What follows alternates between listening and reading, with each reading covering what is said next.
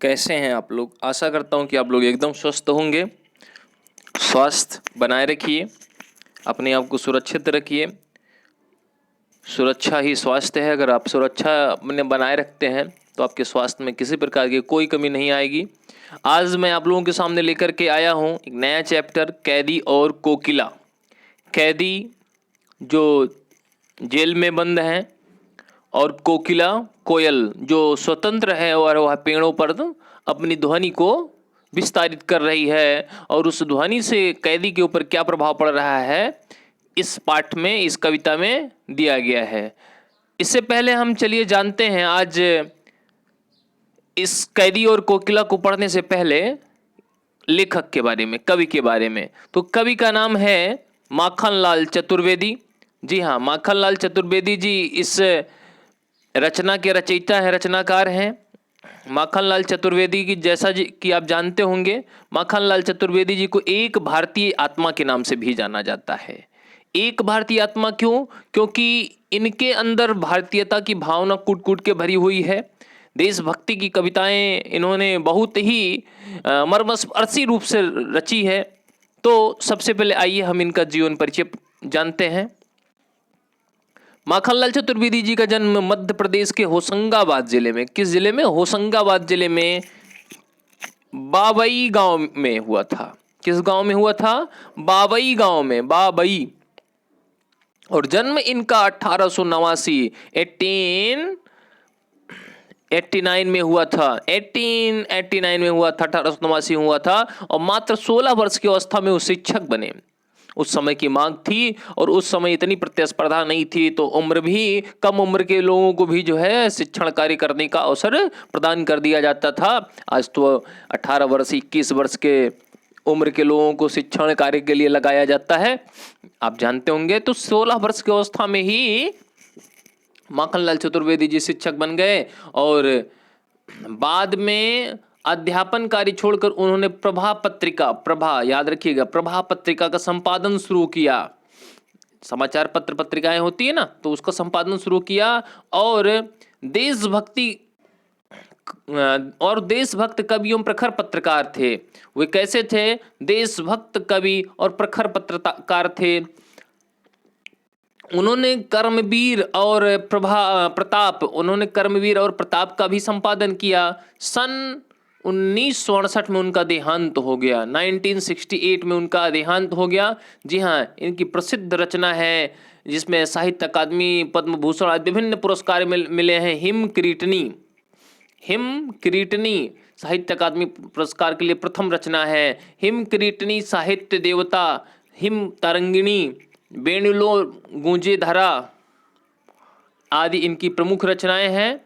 और जैसा कि मैंने पहले ही बताया कि माखनलाल चतुर्वेदी की रचनाएं राष्ट्रीय भावना से युक्त हैं। उनमें स्वतंत्रता की चेतना के साथ देश के लिए त्याग और बलिदान की भावना मिलती है, इसलिए उन्हें क्या कहते हैं? एक भारतीय आत्मा कहा गया है। तो किस कवि को, किस लेखक को एक भारतीय आत्मा कहा गया, आपसे पूछा जाए तो आप क्या बताएंगे? माखनलाल चतुर्वेदी जी को एक भारतीय आत्मा कहा गया है। आप लोगों ने शायद ही कविता पढ़ा होगा, पुष्प की अभिलाषा चाह नहीं सुरबाला के गहनों में गूथा जाऊं, तो मुझे तोड़ लेना बनमाली उस पद पर तुम देना फेंक, मातृभूमि पर शीश नवावे जिस पद जावे वीर अनेक। तो ये देशभक्ति की चेतना जागृत करने की जो कविताएं हैं, रचनाएं हैं, ये इसी के नाते इनको एक भारतीय आत्मा कहा गया है।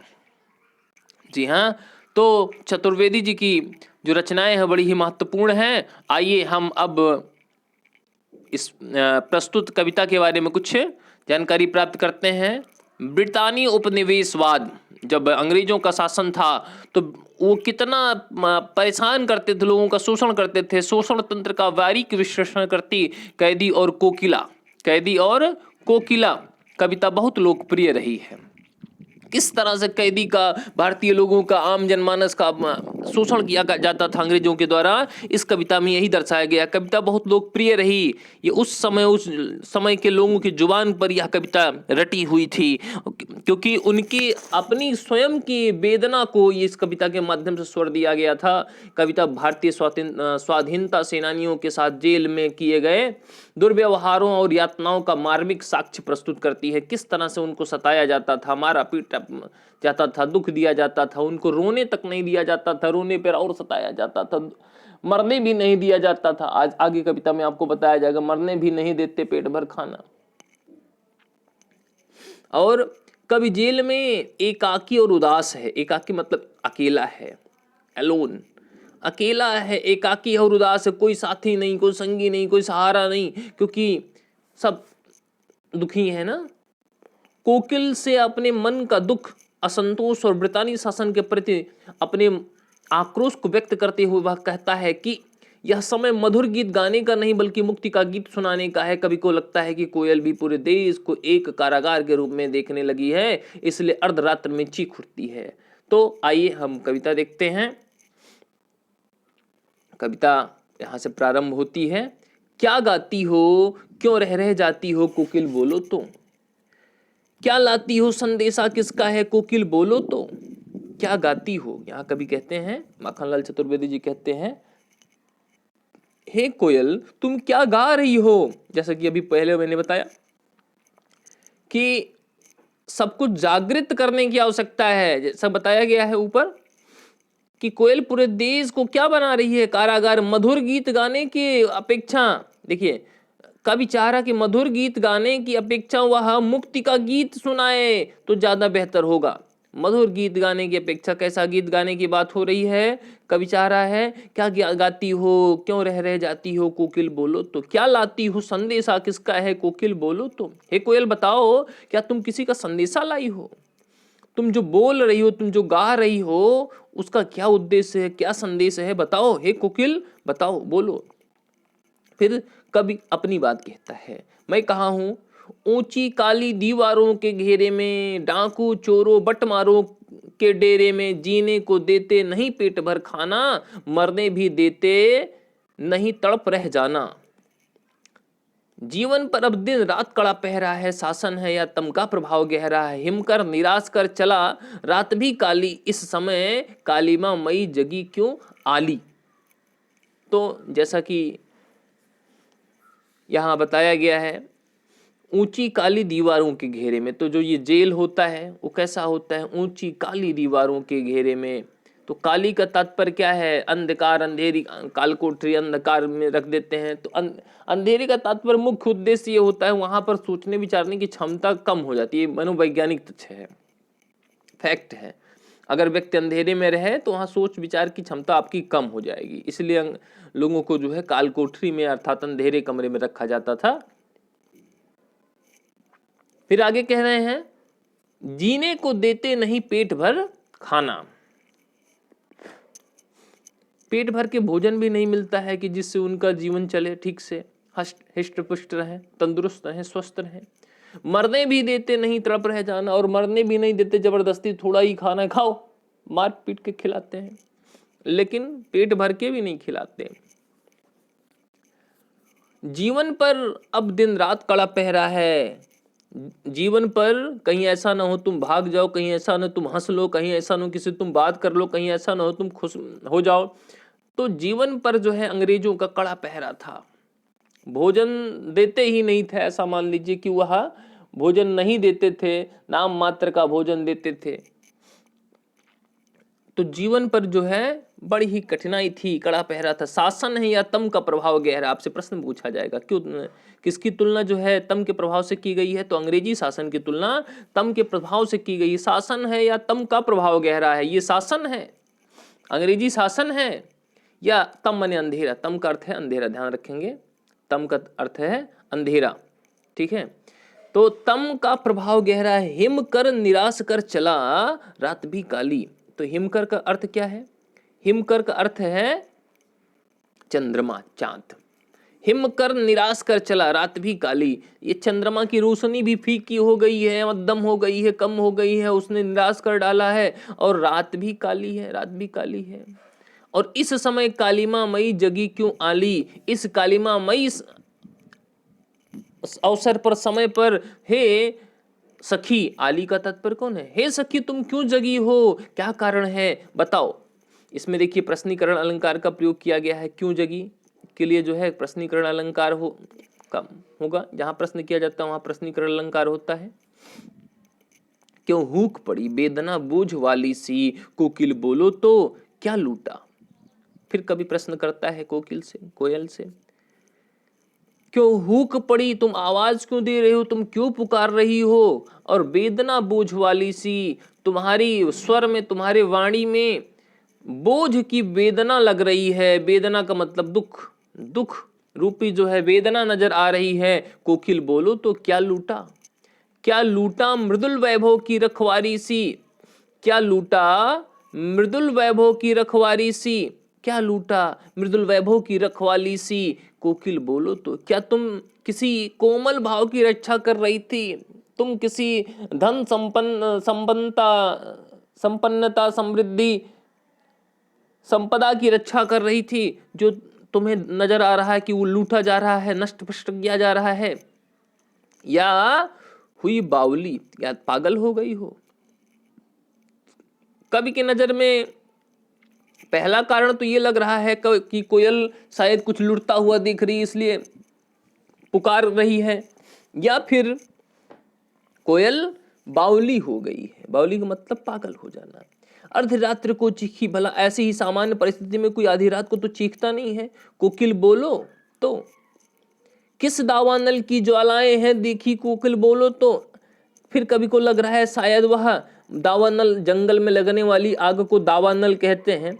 समुद्र में भी आग लग जाता है, उसको बड़वानल कहते हैं। और पेट की आग को जठराग्नि कहते हैं।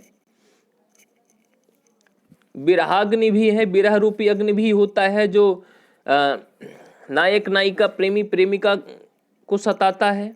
ध्यान रहे, दावानल का अर्थ है जंगल में लगने वाली आग। इसको लिख लेंगे आप लोग, जंगल में लगने वाली आग को दावानल कहते हैं। ठीक है, तो ज्वालाएं, आप क्या तुमको कोयल को जो है ऐसा लग रहा है कि जंगल में आग लग गया है, क्योंकि जंगल ही बसेरा होता है पशु पक्षियों का, तो लगता है जंगल में आग लग गया है, इसलिए कोयल पुकार रही है, लोगों को बुला रही है कि बचाओ बचाओ। फिर कवि को लगता है, फिर यहां आगे कवि को लग रहा है, क्या देख न सकती जंजीरों का गहना। अरे भाई, हम रक्षा की भीख या कामना उनसे करते हैं, इच्छा उनके सामने व्यक्त करते हैं जो सुखी हो, जो समृद्धशाली हो, जो सक्षम हो। तो हे कोयल, तुम मुझसे अगर कुछ निवेदन चाहती हो, कुछ आग्रह करती हो, मुझसे कुछ मदद मांगना चाहती हो, क्या देख न सकती जंजीरों का गहना, क्या तुम देख नहीं सकती मैं जंजीरों रूपी गहना पहना हूं। तो यहाँ पर रूपक अलंकार होगा।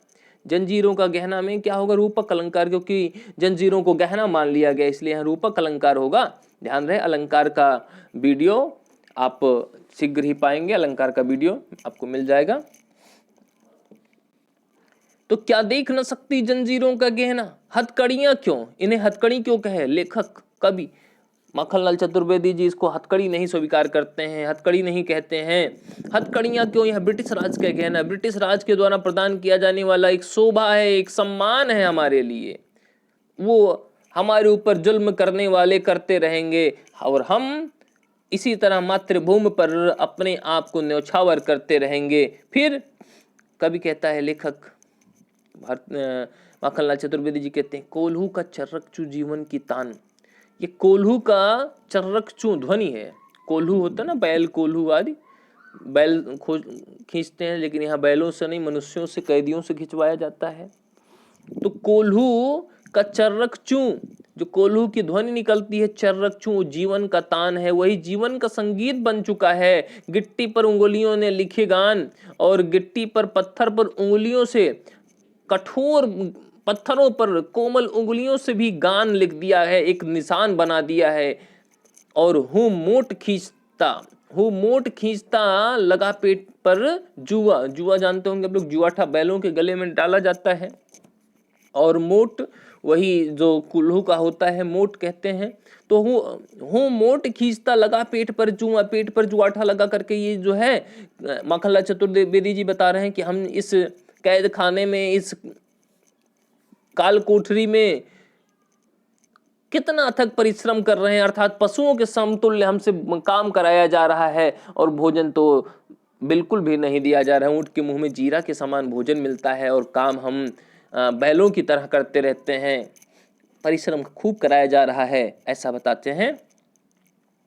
फिर कह रहे हैं, खाली करता हूँ ब्रिटिश अकड़ का कुआं, और मैं हम सभी इस तरह से परिश्रम करके जो है ब्रिटिश की जो अकड़ है, जो उनका घमंड है, उसका कुआं खत्म कर रहा हूँ। ब्रिटिश अकड़ का कुआं उसको खाली कर रहा हूँ। और दिन में करुणा क्यों जगे, दिन में करुणा क्यों जगे रुलाने वाली, इसलिए रात को गजब ढाल रही आली। दिन में करुणा क्यों जगे, करुणा मतलब दुख। हाँ, दिन में अपने दुख को लोग छुपा ले जाते हैं, लेकिन रात में वह दुख और बलवती हो उठता है, और भी अधिक सताने लगता है। आली का अर्थ है सखी। तो दिन में करुणा नहीं जगती, नहीं जगी, तो शायद तुम, हे कोयल, तुम रुलाने के लिए रात में आ गई। और इस शांत समय में अंधकार को बेद रो रही क्यों हो, कोयल की पुकार लेखक कवि माखनलाल चतुर्वेदी जी को लगता है कि वो रो रही है। इस शांत समय में अंधकार को वेद रो रही क्यों हो, कोकिल बोलो तो। चुपचाप मधुर विद्रोह बीज इस भांति बो रही क्यों हो, कोकिल बोलो तो। ये जो शांत का समय है, अंधकार को वेद करके, अंधकार को चीर करके रो रही हो तुम, अंधकार को चीर करके तुम रो रही, तुम्हारे गान से ऐसा लग रहा है कि जैसे जरूर तुम्हें कोई दुख है, रुदन कर रही हो, तुम रो रही हो।